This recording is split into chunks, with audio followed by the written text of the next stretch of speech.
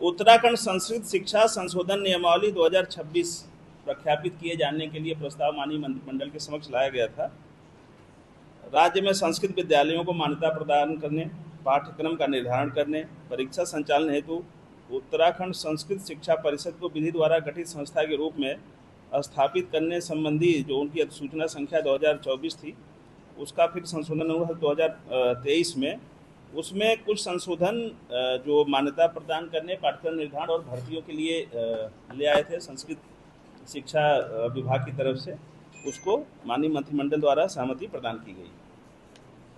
अब इसकी जो डिटेल होगी वो हम आपको अलग से दे देंगे।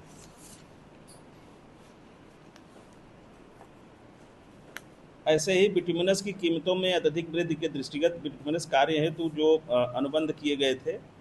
उसमें चूँकि जो PWD के द्वारा सड़कों का टेंडर हुआ था, तो जैसा मिडिल ईस्ट में जो झगड़ा हुआ था या जो दिक्कतें आई थी, उसकी वजह से जो बिटुमिनस मिल नहीं पा रहा था, तो उसकी दरें बहुत बढ़ गई थी, महंगी हो गई थी। उसके लिए प्रस्ताव आया था और उसमें माननीय मंत्रिमंडल ने कुछ सीमा तक कैप लगाते हुए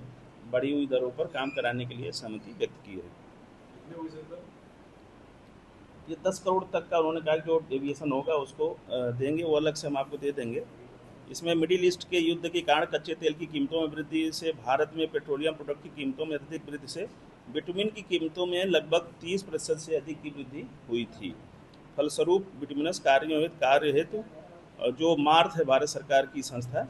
उन्होंने निर्धारित प्रावधान के अनुसार उत्तराखंड लोक निर्माण विभाग में भी 1/4/26 से पूर्व गठित